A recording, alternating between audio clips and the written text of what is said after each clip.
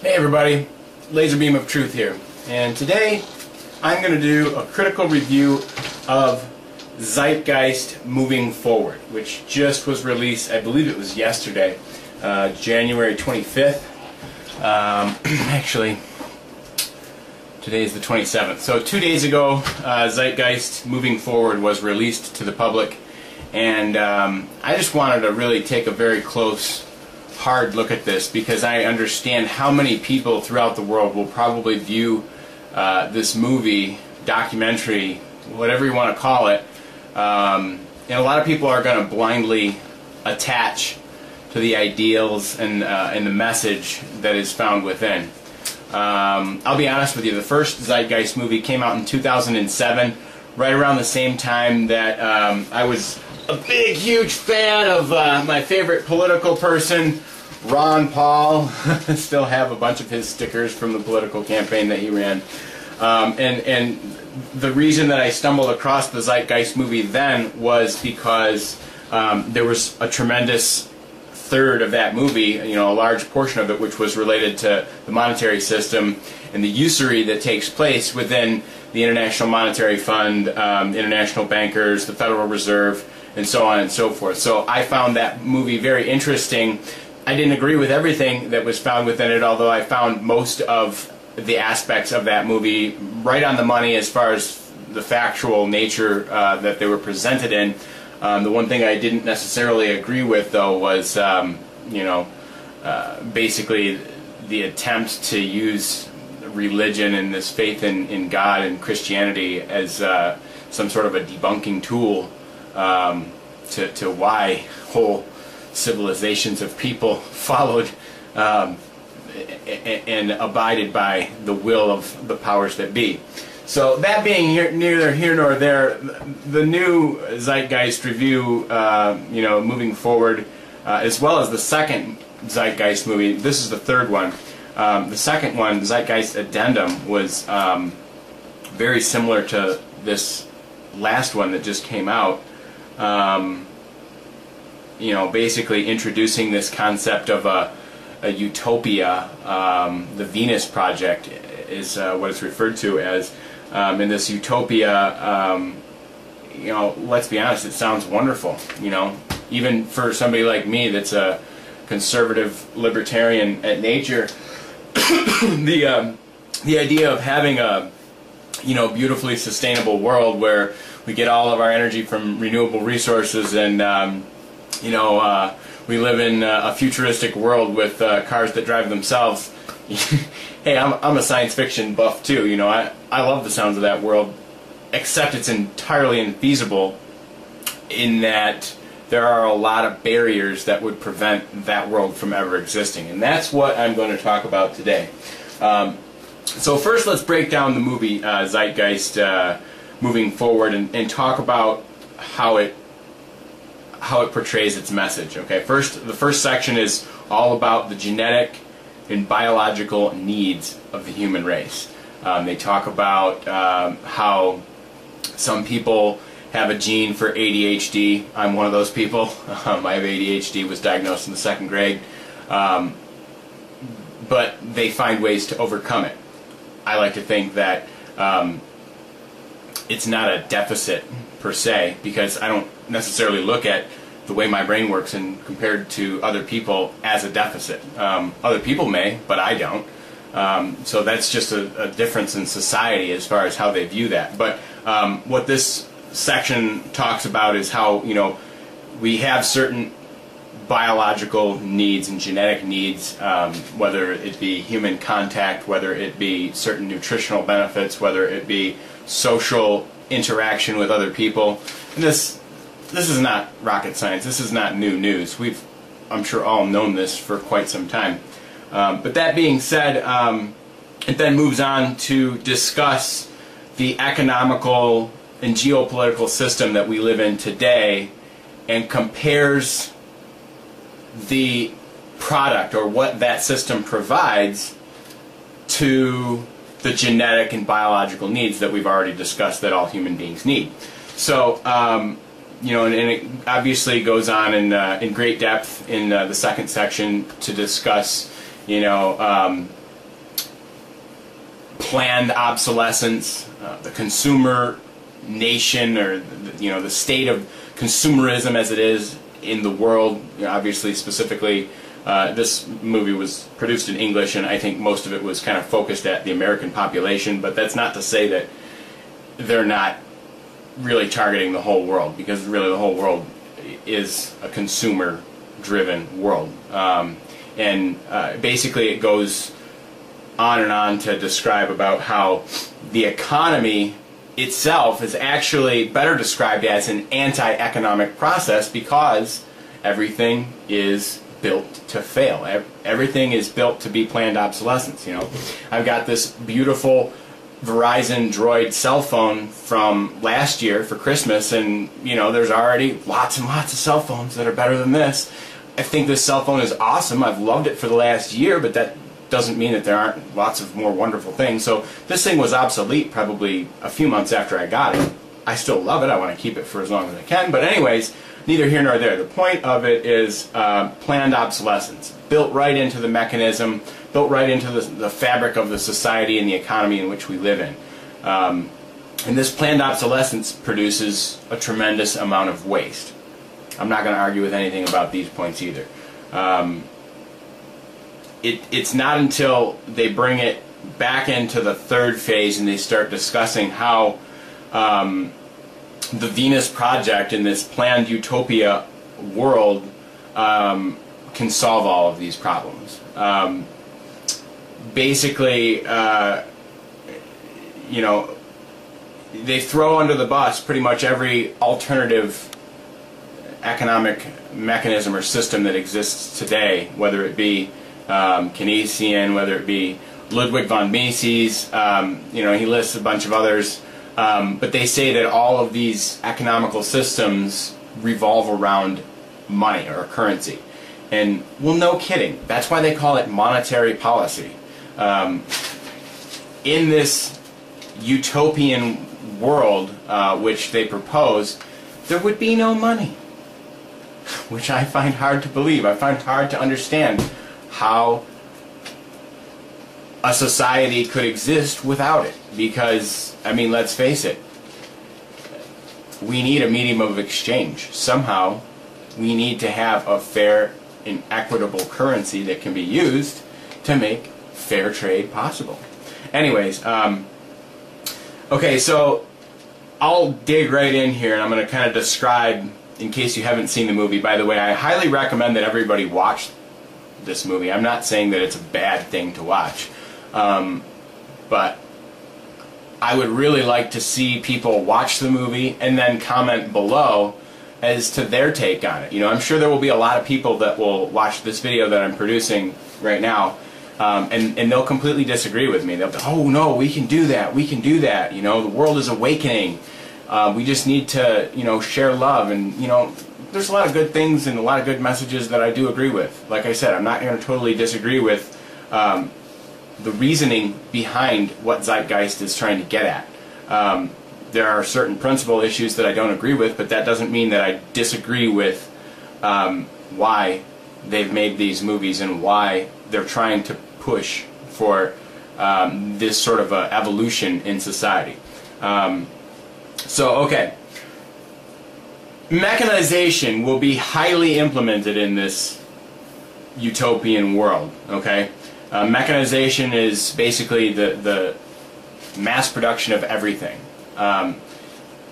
It is already happening today, and they discuss this in the video of technological unemployment.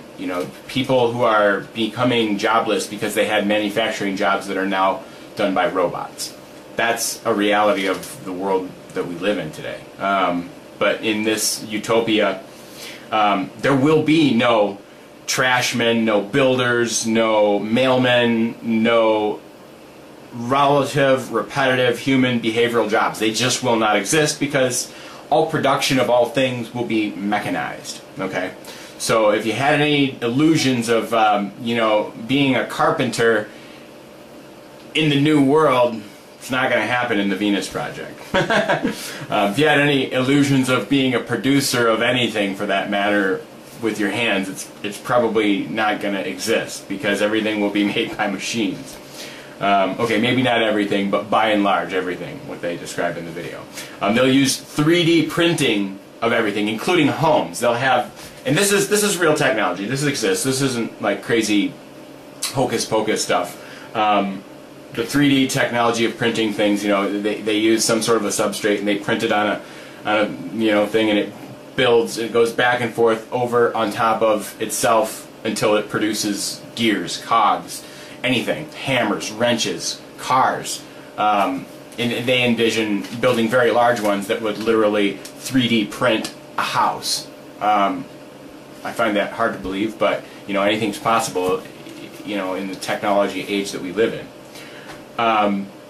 Next thing is that they will have, and this is actually an idea I personally had 5 years ago, actually more than 5 years ago, to build hydroponic towers, basically that grow on multiple levels going up, and rather than using soil, the reason I had this idea was because when ethanol was, you know, the big, everybody let's use ethanol, you know, George Bush was talking about how we're addicted to fossil fuels, and just the green fuel movement just exploded several years ago, and at that point in time I had this epiphany. Well, you know, ethanol is so expensive because we've got to farm these plants, and then we've got to go out and harvest these plants, and then we've got to go and process these plants and turn them into ethanol, and by the time you get done, you've used more energy and fuel to get the ethanol than it was capable of delivering. So that's why ethanol as a fuel is very inefficient fuel, because of all of the energy that goes into getting it in the final product. Well, my idea was, well, why don't they just build giant 100-story tall hydroponic towers that grow sugar beets, which can be converted into ethanol. There's a lot of sugar, obviously, in a sugar beet, and through processes of microbial you know, systems and mechanisms, they can turn that sugar beet pulp or mash into an ethanol. And my thinking was, well, if they just built a tower and did everything hydroponically, there would be no gas used in the process. But anyways, in this utopian world, all food that we eat, regardless of where the indigenous nature of the species of the plant were to come from, will be produced locally in indoor grown hydroponic towers. Okay? Beautiful idea. Love that idea. Still highly unrealistic, because there's a lot of money that goes into building a giant tower just for the, you know, production of food. You know, there's a lot of obvious energy that goes into that process, but neither here nor there. Let's just say that I'll agree with that concept. Next is that basically it's going to be a resource-based economy. So there will be no money at all, and you know, this economy will be a resource-based economy where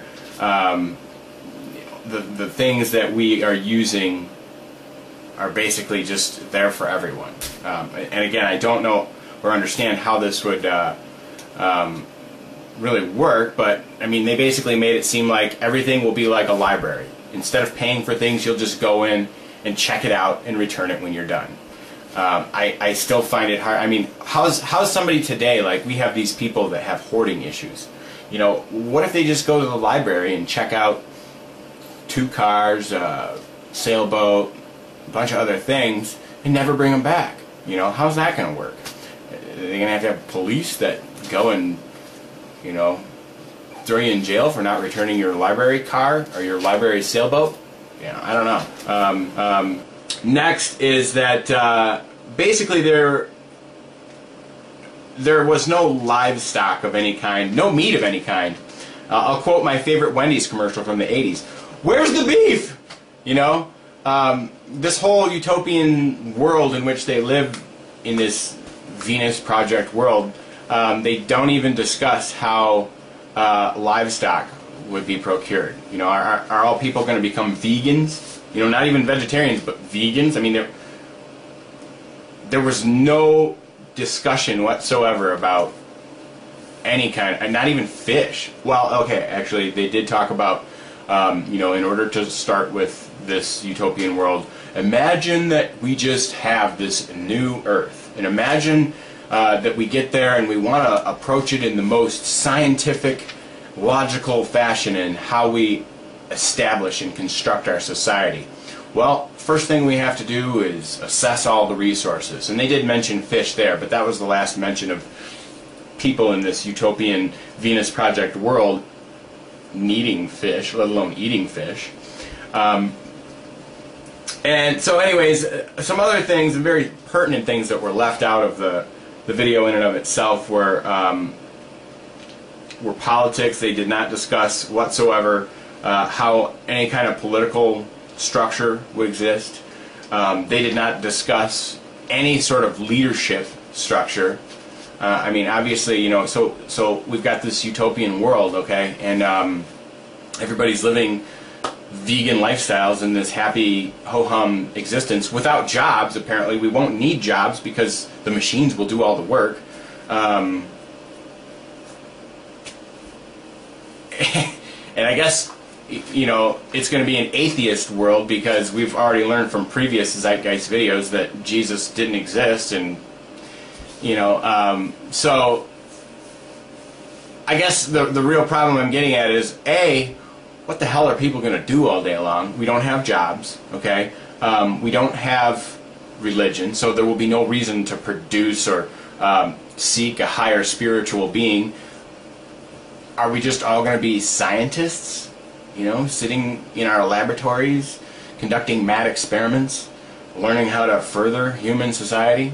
I guess that's pretty much the only jobs that they left open, because there would be no production jobs, there would be no wars, there would be no army, there would be no livestock farmers, there would be no... Well, okay, people would have to run some amount, I'm sure, of manual labor in order to harvest the food. And they did talk about education at the very end. They showed kids learning in schools. This is the $5 bill that was once used by our ancestors. Isn't it funny looking? But, okay, so leave all your comments and questions about this at the bottom, but here's the biggest problem that I have with this idea, and even any idea that is remotely resemblant of this idea of a utopian world. Not even the absurdity that utopias are impossible and impractical to try and achieve, but first of all, when we go back to the very beginning of, in the movie where they're given this earth and say, we're going to take this scientific approach to creating a society on this earth, and first thing we're going to have to do is assess all the resources, and then we're going to have to learn how to produce food and energy with these resources that we have, and then we're going to have to track all these resources, okay? The problem with that idea is that, and they even mentioned this in the movie, 40 or 50% of all the wealth in the world is held by 1% of the people. This presents a massive problem. So how do you suppose we will obtain or appeal to the better judgment or character of this 1% to give up this wealth for the benefit of mankind?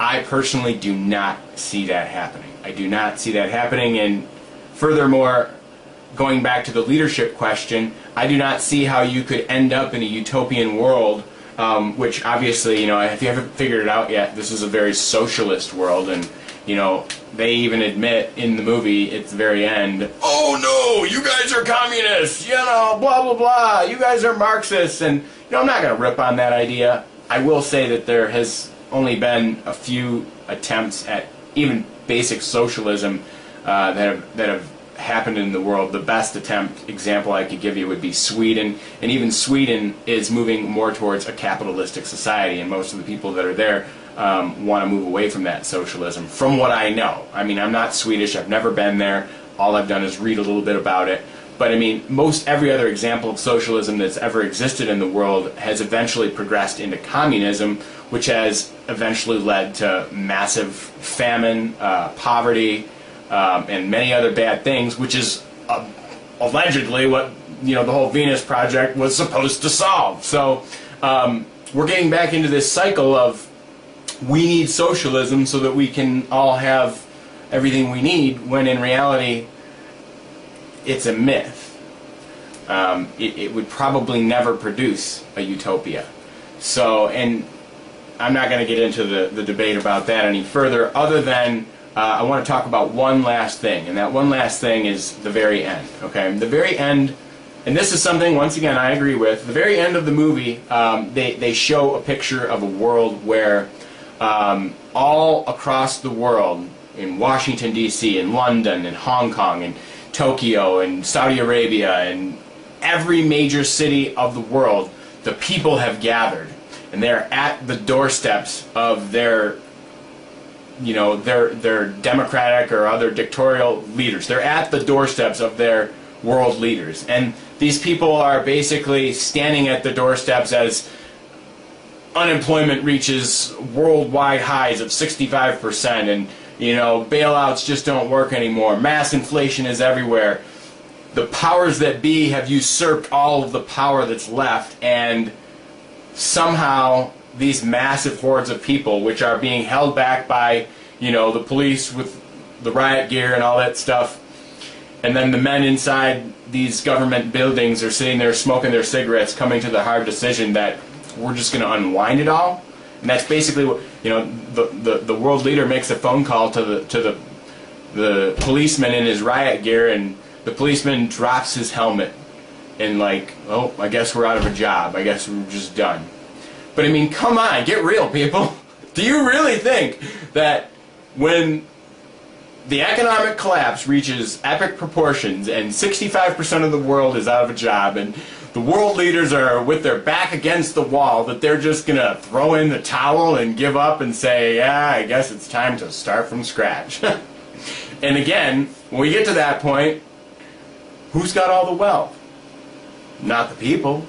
Not even the governments. They're broke too. So how do you get from there to this utopian world that makes wonderful use of all of these things? You know, it's impossible without the SHTF. The shit is going to hit the fan. There are no two ways about it. Personally, I think when that situation, should it come to pass, your best bet is to not be one of those people in that crowd, because I have a strong feeling that most of the people in that crowd are going to wind up dead or in a FEMA camp. I just don't see any reason why the guy that tells the man in the government office what to do would do anything other than tell them, we need to get rid of those useless leaders. We've got all the money. There's no reason for them anymore. They're not going to pay their taxes. They don't have any money. So we might as well just get rid of them. And that's what's going to happen, okay? So our options are let the shit hit the fan, or force the shit to hit the fan and somehow take a mass hijack of the entire geopolitical system worldwide. Which obviously, I mean, come on, let's face it. We go toe-to-toe with the military governments of the world, and there's even more bloodshed.